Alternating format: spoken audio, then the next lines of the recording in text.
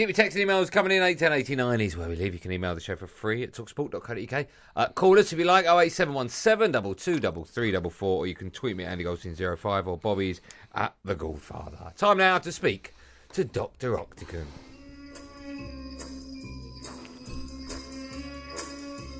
Dr. Octagon, Dr. Octagon, Dr. Octagon is here. Good evening, Noel Gallagher. Hello. How are you, sir? I'm very well. How are you? I'm very well. Where do we find you tonight? Are you in your lounge, in the kitchen? Are you in a different country? What's happening? I'm in the kitchen. Oh. In the kitchen. In kitchen. In the east wing. Yeah. In the bunker. Yeah. I had a bunker. Do you have a panic room in your house, Noel? What? Well, the missus don't know about it. I can't really say on radio. Do you know what I mean? Yeah, I don't know where it is, but I'll keep it between us. Every so often she'll go, where is Noel? No! Yeah. You'll be Where's down your dad gone? in a soundproof bunker under the Yeah. house. I don't know. He just bolted out. He just bolted out of the house when he heard you get out of the shower. You know? I've seen a lot of pictures of you and the good lady just lately in the media. No, I've never seen. Yeah. We've had a few nights out recently. Oh, is she paying or you paying? Everything is free. When you're at the top, Bobby, you don't pay for now. I'll remember that, though. Where have you been? Have you been going out on dinner dates or what? What have you been up to? Yeah, I've been out for dinner a couple of times at some friend's birthday party. Then I can't remember. You know, it's like showbiz. Oh, my goodness, it just all fades into one day, doesn't it? One long day that keeps going and going. Yeah, pretty much. Yeah. It's good. It's been good though. Good laugh. Yeah, that's good to hear. Okay. Any other things you've done this week apart from just going out and getting your picture taken? What have I done this week? I have done nothing. I've been getting over a bit of a cold actually last week. You have or the missus, you say? No, I have. All right. I have. Man flu? Yeah, it was terrible though. Horrible. Hated it. But I've not been doing anything. Nothing. How's your ears, by the way? Remember you had a scan on your brain not so long ago. How's your ears? Is it all cleared up? Yeah, it's kind of getting a little bit better. They're both still there. One on the left, one on the right. That'll do. we got loads to talk to you about because it's been a busy old week in the sporting world. Before we talk about the United City derby on Monday night, we'll get to that in a bit. But the football world's gone a bit crazy. You and I have swapped various texts over the week discussing Paolo Di Canio's appointment at Sunderland. What's your view? Firstly, were you surprised that O'Neill got the sack? Firstly, Well, I don't think you're ever surprised when a manager gets a sack. It's the fact that there was like 7 games to go, which is the real shocker. But I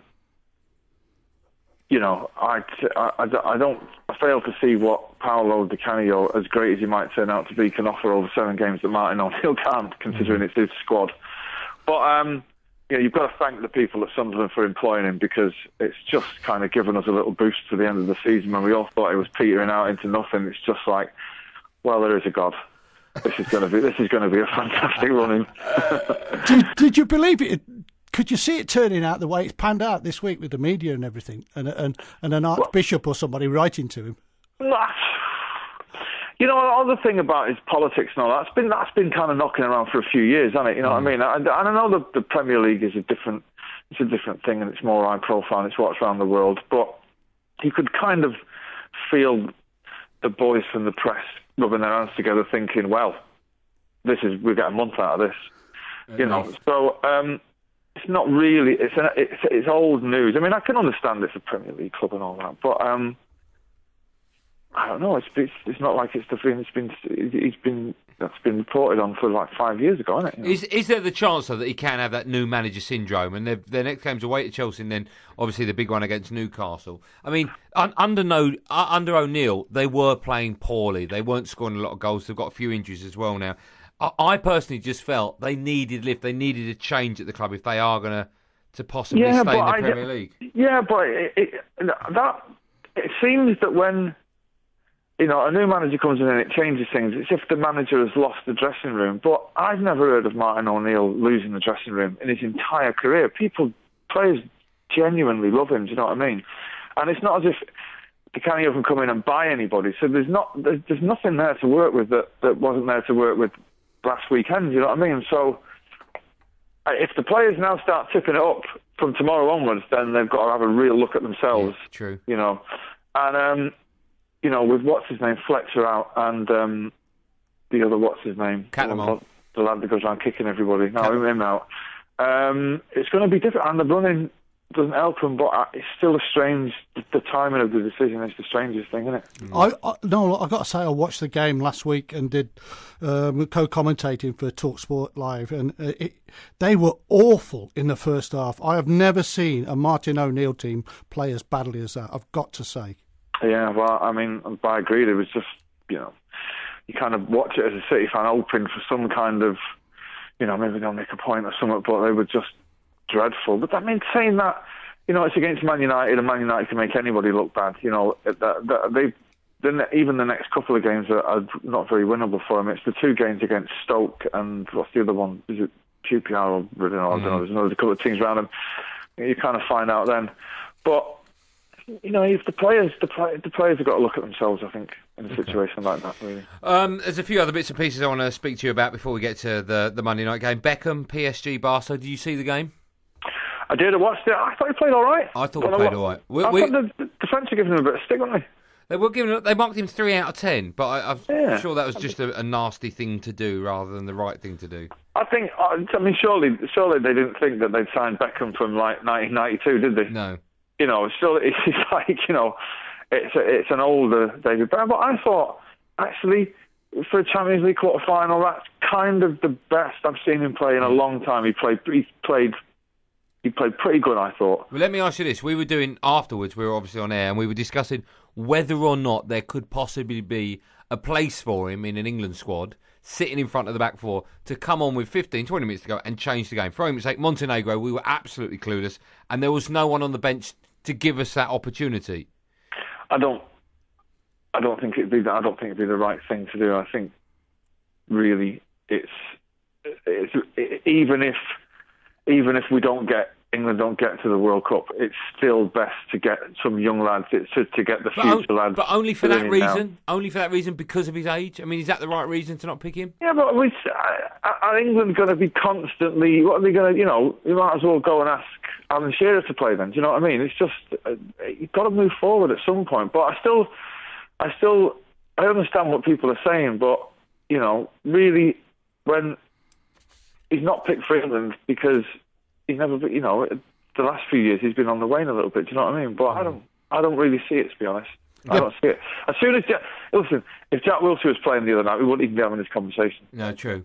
True. So I mean. But can you imagine? Can you imagine Beck's in front of the back four, Gerrard next to him helping him out, and then Wilshere with the ball running up and down? But isn't that what Cleverley's supposed to do? Whatever it is he's supposed to do, I don't know. But he's supposed to do something akin to that, you know what I mean? But I don't know. England have got problems trying to wrestle the games away from teams, haven't they? I think we spoke about it before, but I'm not sure David Beckham is the answer, to be honest. Okay. Right, listen, let's talk about the game on Monday night. Vincent Kompany has come out and said it sort of doesn't matter who wins the league now. It's all about this game, and they will be crowned winners of Manchester. Yeah, I can understand. Well, it's another way of saying local pride, isn't it? You know what I mean? I don't know who's going to win. I think both teams are capable of smashing the other team to smithereens, but it's all over by the shouting. I think now for City, if we could get the gap down to single digits and win the FA Cup, we'd be all pretty pleased with that. Well, do you know what? Joe Hart come out today and said that if we won the FA Cup and came second, we would consider it a success. Would you, for the year? Would you go along with that? If you'd have asked all of us in August if that was the outcome, we'd have said no. But from the position that where we are now, yeah, if you're asking me now, we're finishing second by 9 points and winning the FA Cup, I'd take that. If you were to ask me, at the start of the season, I'd say no, the league was everything, and the Champions League and blah, blah, blah and all that. But, the season's not planned out the way it's supposed to. We've had players in and out, and it's not been great. But if we put another trophy on the table, playing supposedly within ourselves, then that goes to show how far we've come, I reckon. Yeah, Tory just signed another 4-year contract. You see him well worth the 48 million? He didn't even get a pay rise. But he must be gutted. Hey? You're right. You know what what I mean? bad negotiating by his agent. That's appalling. Well, there is a recession on. He's obviously taken that into account. And he I'll just take the 200 a week. Okay, I'll just take the 200. No, I don't know. I'll leave it. We'll just leave it at the 2. But see, we're joking about that. A conversation is taking place that we can't get you any more money, and he's probably gone, come on. I mean, find something, even 10 grand a week. I think the thing is the bonuses are quite staggering, aren't they? I think the small print's quite staggering. I would have thought. Yeah. I think if City win the Champions League, he'll probably get a little island somewhere. Well, yeah, you could sell him one, can't you? He'd probably get Greece, won't he? You can have Greece if you win the Champions League. And get some change. and he'll probably have Carlos Tevez just picking up the litter around Greece for the next few years as well. I know, poor Carlos, innit? Eh? You know what I loved about that? The whole thing I loved about that, 250 hours community service, okay, that's a pain. 6 months driving ban, well, listen, he'll hire someone to drive for him. £1,000 fine. What's that like? What, 24 hours wages or something? The thing is, if that was ever going to hasten his exit from England, he's going to think 250 hours of this or Boca Juniors. You're so right. I think I'll take the Boca Juniors in my Ferrari. Just so around there, cleaning out toilets for this mob. Oh no, you win a Stars away. Give us a quick prediction for the game Monday night. 1-0. 1-1. Okay, playing it safe. Noel, have a great weekend. All right, you too. See you later.